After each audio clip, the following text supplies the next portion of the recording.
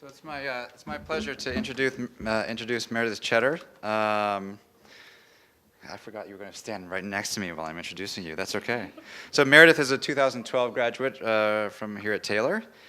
She's a native of South Bend, as you can actually read in your introduction there. And she works as a marketing and design manager, and where she's also managing a few rescue dogs and cats. Yes. So. One of the things that being from the New York area, that I often do in my talking to people is I like to introduce Yiddish terms, certain Yiddish terms from New York. And if there's any person, in my estimation, who encapsulates the word chutzpah, I would say it's Meredith. She is a go-getter. I had no doubt that she was going to land on her feet after graduation. She's a strong person and works hard, and she knows the value of hard work. And so it's my pleasure to know her and also to introduce her. So she has a lot under her belt that she's been doing the last several years: motion graphics, television, video production, web design, product photography, digital marketing, and is an avid hammocker, as she says there too. So welcome Meredith Tschetter. So.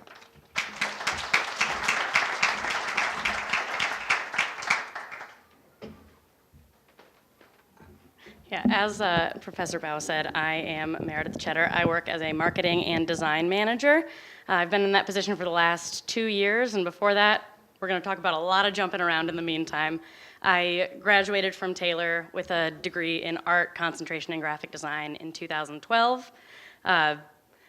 Fortunately for design majors, through this program, you really can't get out of it unqualified. You're going to have a portfolio that will get you in to interviews. It's just a matter of applying and applying and applying. But you won't get it through this program without being qualified.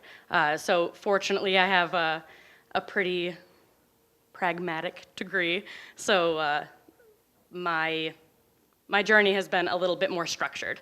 So I'm going to talk a bit about that. Professor Bao asked me to talk about building your portfolio, going through interviews, and the progression of my career from job to job, so I'll go ahead and do that. I've got some tips that I've learned that maybe will be valuable to you. I think they would have been valuable to me. So if you're questioning why I'm allowed to stand up here, there are some credentials. Okay. Lesson number 1 is learn to use people for your gain. The biggest thing that I've learned, and the biggest reason that I got the first jobs that I got, is because I used Professor Bao. I made sure that I had references who believed in me, and then I would not stop hounding the people I interviewed with until they called them. Because I knew I was applying in 2012. I graduated in 2012. They have no reason apart from my portfolio. Well, at that point, they didn't even have a reason to open my portfolio. So initially was really just encouraging people, call my references. They can speak to this, and also knowing people in the companies that I went to interview for. I really took advantage of the relationships that I had from church friends or people that I went to college with. Every job that I have gotten, I, to some degree, knew someone in the organization. And that's, at most, that's gonna get your resume on the top of the pile. They're not gonna get you the job, but using those connections is invaluable in design, whether it's for working in-house, which is most of my experience, or in freelancing, which again, every agency that I've freelanced for has been by referral. So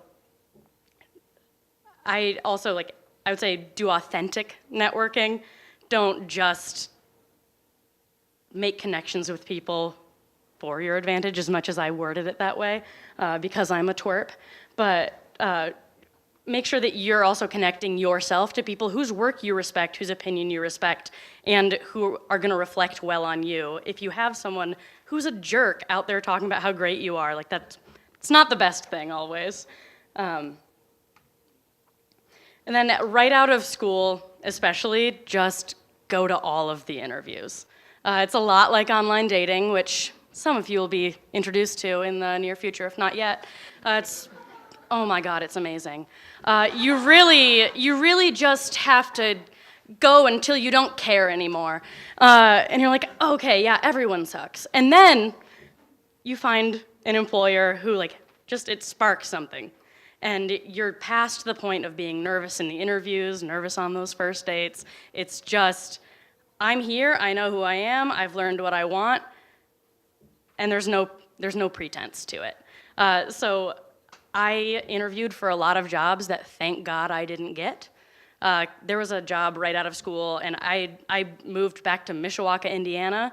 It does not have many graphic design positions, and I remember Bao telling me I was crazy. He was like, you should be going to Chicago or at least Indy. I was like, no.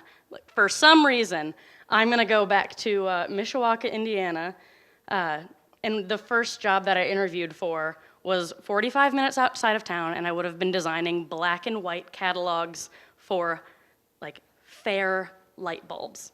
So the rides at the fair, the light bulbs that they put in those. And I'm sitting there and I take my brand new printed portfolio in, and the man sitting across from me in the interview is apologizing for the company and apologizing for the design examples that he has to show me. And I'm like, I need a job. So if I get offered this position, I'll take it. And the guy called me and was like, yeah, we can't hire you. You wouldn't stay. And I'm like, well, now I know that that's correct. But at the time I was like, no, I'll stay. I'll drive an hour and a half a day to design black and white catalogs. So yeah, it's a mix between going on those interviews and also knowing what you're worth. 'Cause again, anyone graduating from this program should not be designing carnival catalogs, in my opinion. And then in applying, and this is something that I've learned both in applying to positions and receiving applications. Now being a marketing manager, I recently hired a new photographer and social media manager, and it took weeks to find someone I even wanted to interview because either people were overly confident, which I'm not great with an ego, but there were other people who their portfolios were strong for their level of experience, and I could tell they wanted to keep learning, but then they would send me these cover letters saying, I'm sorry I don't have more experience, and they're sitting there pointing out their flaws. I know from looking at your resume what experience you have. You're not gonna trick me. So if you say, oh, I graduated in 2019, you don't have to bring that up again. You also don't have to put the year on your resume. I didn't for a couple years after I graduated. If they ask, great, but don't start off by showing them your insecurities and the areas where you think you're lacking. Being green as a designer and as an employee can be a wonderful asset. You are trained in their organization, you don't have bad habits yet, you're hungry. It's wonderful, don't apologize for it. That at least has served me very well. And here we are. A big one that I learned, I really hated one of my first jobs out of college.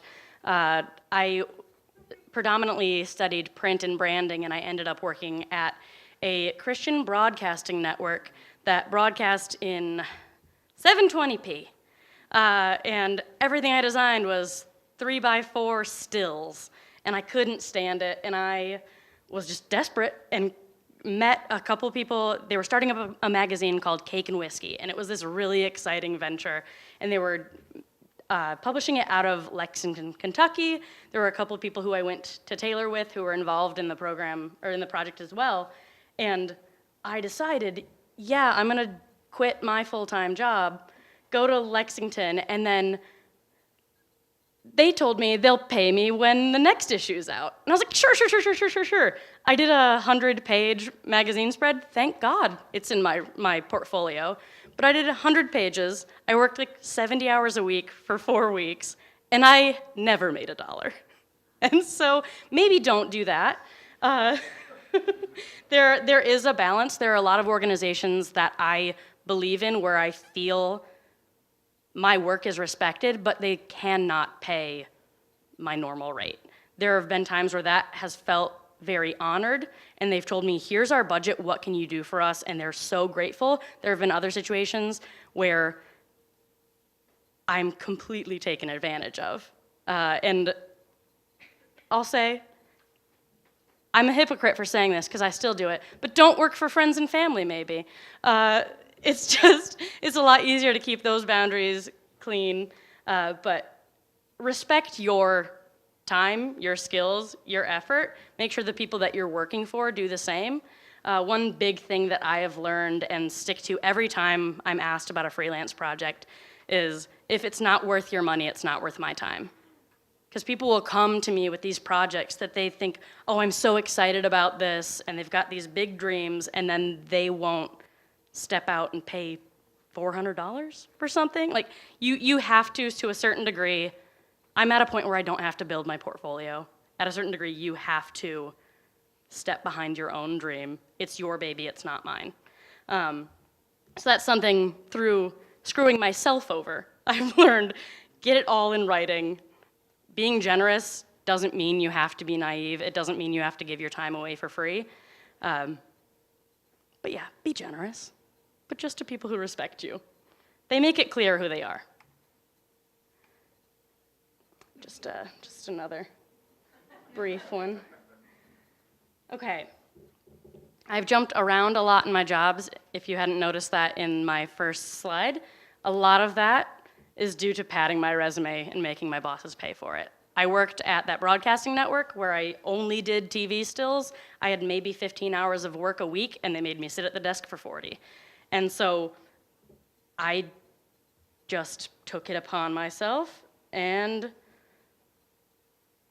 started making motion graphics bumpers for the show that I worked on, and didn't tell anyone about them until they were done, and I presented them, and they were excited about it. And the bumpers that I made at that job got me a job at Bethel as an art director, where I did more motion graphics. And these are all things that I learned after school on paid time. And it made me, at the time, it made me a more valuable employee to LaCie and to Bethel, but also made me a heck of a lot more valuable in terms of jumping to my next position. So every position that I've been in, I've made a point to, one, make myself more valuable, two, make myself as an employee invaluable.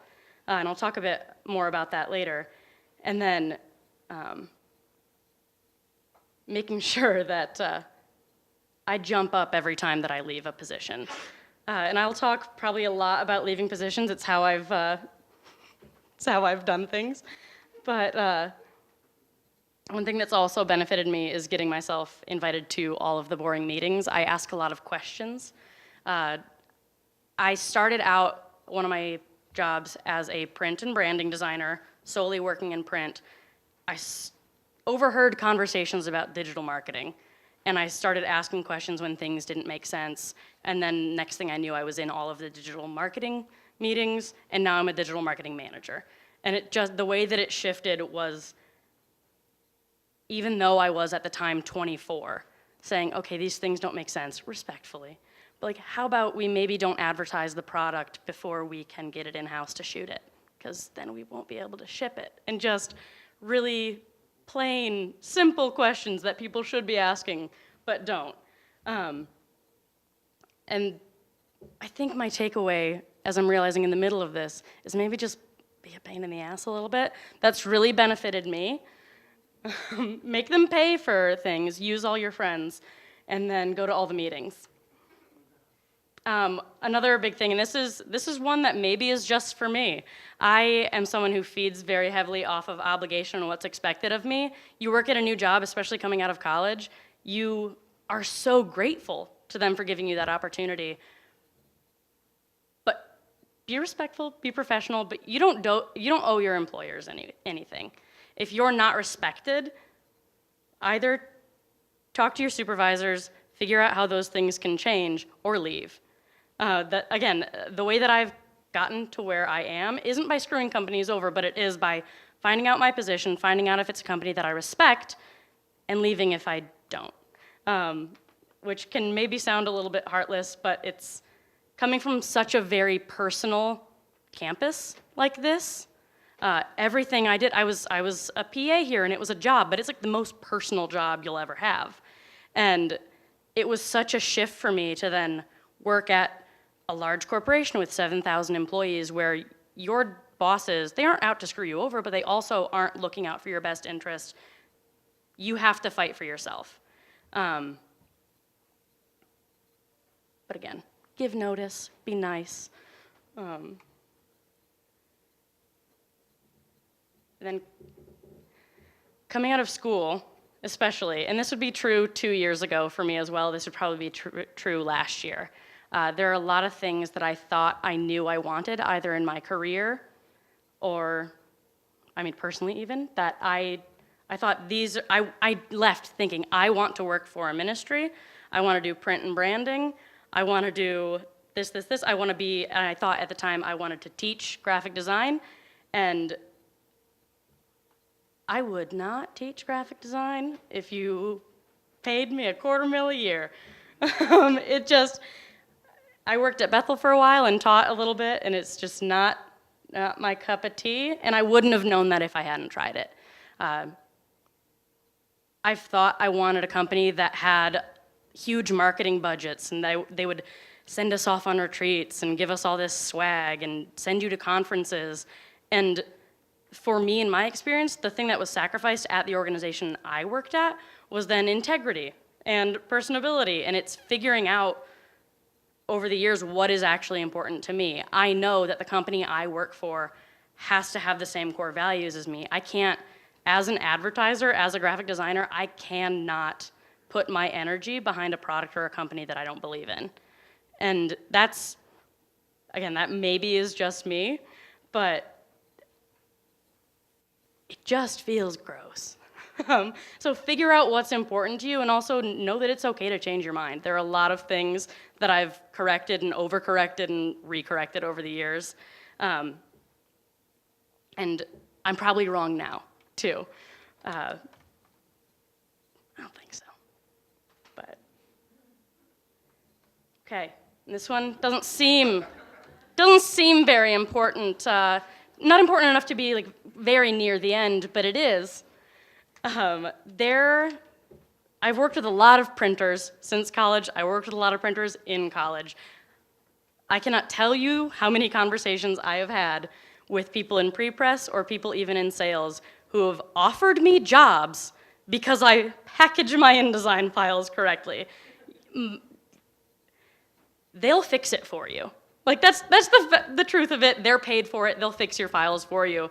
But keeping your standards higher than theirs is always going to benefit you. That's whether that is your supervisor. I worked directly under the vice president of advancement when I worked at Bethel. He didn't know what resolution meant. His standard for my work was that it had the Bethel logo on it. At that point, I am my conscience. I am the one ensuring that everything I send off, I want my name on. And it can be frustrating to be in positions where it's constantly your own standards are like the only thing motivating you. And maybe when you're in positions where you don't have, only at one of my jobs have I worked with a designer who was more than 5 years older than me, who I could really glean a lot of knowledge from. And apart from that, it has been from either connecting with other people in an organization or I go to a maker's space with other artists and realize why my standards are as high as they are. And I don't want to send off messy files. I don't want to send off a terrible design, not because my boss will care, but because I do. But really, like, just packaging your InDesign files can get you a job. Just that. And then, so just to show a couple of the things that I've jumped from doing, as I said, I studied print and branding. I tried to do a website at one point during my schooling here. It was terrible. It looked, I don't know if you kids know what a Zanga blog is. No? Cool. So it's just a bunch of plain old blue hyperlinks on the left-hand side, and then text in any color you choose. That's exactly what my website looked like that I made here. And from there, went to a complete website redesign last year because I made my employers pay to train me.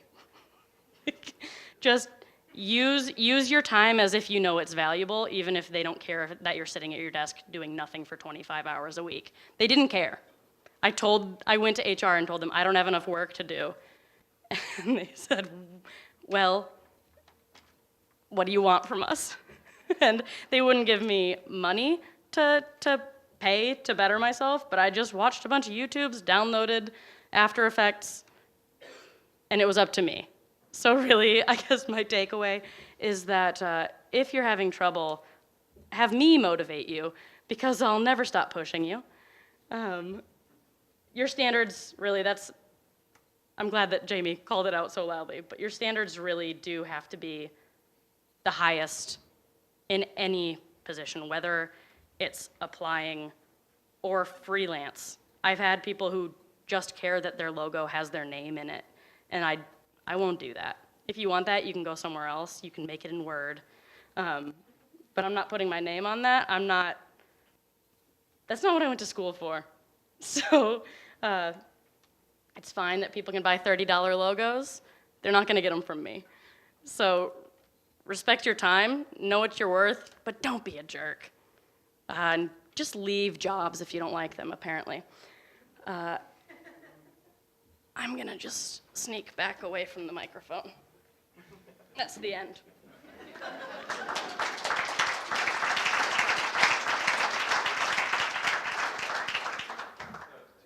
Couple questions, guys. Do you have any questions for Meredith? You have to be at the mic to do that. Yeah.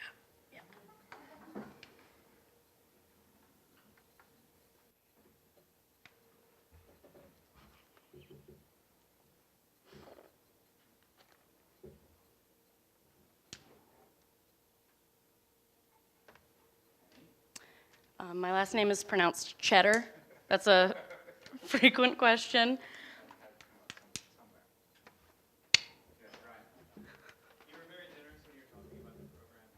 Yes.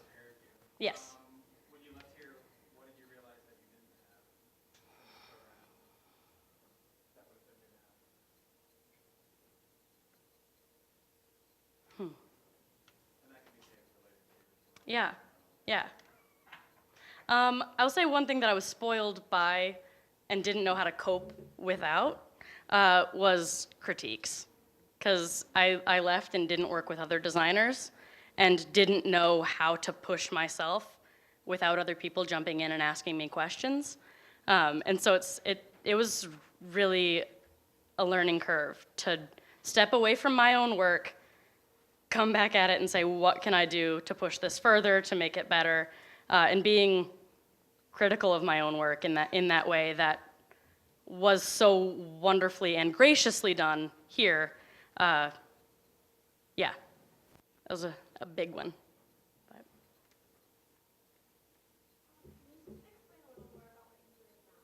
Yes, so I am a marketing and design manager. The position that I'm in recently shifted. So currently, for the most part, my job is managing digital campaigns. I also do any design that needs to be done in-house.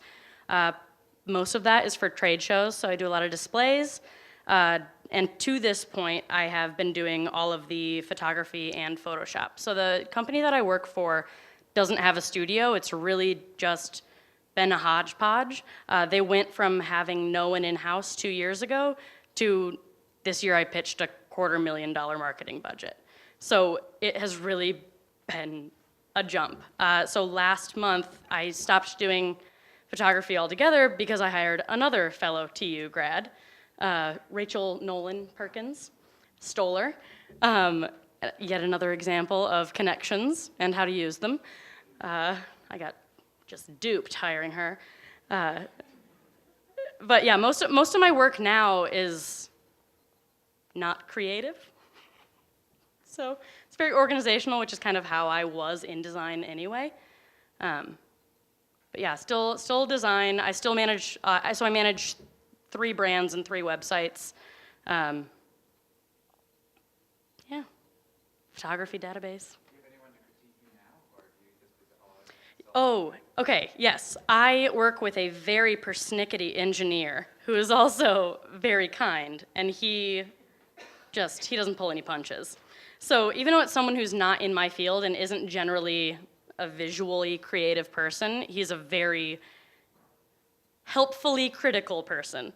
And so having someone push back and to ask those questions of, and that's something I've adapted to finding in other fields because I didn't have designers around me at a lot of my positions, is kind of finding the people who care as much as I do about whatever they're doing, finding people who have that same standard of their own integrity being more important than their supervisor's approval, in that their standards are higher, not in that they just try to get away with whatever they can. So yeah, that's something that I am pretty good at sniffing out these days. Yes. Oh, I'm sorry. Do you spend time working on any personal projects, or has most of your work over the past year since you graduated been work for hire? Oh, almost exclusively work for hire in terms of design. Right out of school, I did more photography that I was interested in, and now I do some, which it's embarrassing after the last presentation, but I do some ceramics at a local studio. Those are just for me. So yeah, the things that I've found are actually relaxing are things that I don't have a ton of expertise in, and things that can't be super clean. So I'd make some hideous stained glass, and it's very cathartic for me. I will, like, one thing, find people like her. If you're gonna, like, I do pottery, that's it. I don't do graphic design, I don't come up with postcards to push the studio. I found a mutual friend like her that says, hey Josh, this looks like garbage. I need better images, I need something. I mean, she is so blunt and direct to me on how you gotta get a brand. Like, if you want people to see the studio, it needs to look like this. Like, it's gonna be bigger than you. So this is a level, if you want to play ball, this is a level we're going to operate. And that was a little scary to have someone else not in pottery tell me that, but it was so comforting and wonderful to see that impact the business side and get better. Wow, your cards look really nice. You know, it's that level up. And I started doing that, so why would I try to pursue that? And yeah, like I said, find someone like her. Like, it's just, it'll save you time and effort and energy, and you both can gain from it. It's just wonderful. So yeah, I can't stress you enough. It's wonderful. I'm gonna start competing and selling my own pottery, however. And my design is very strong.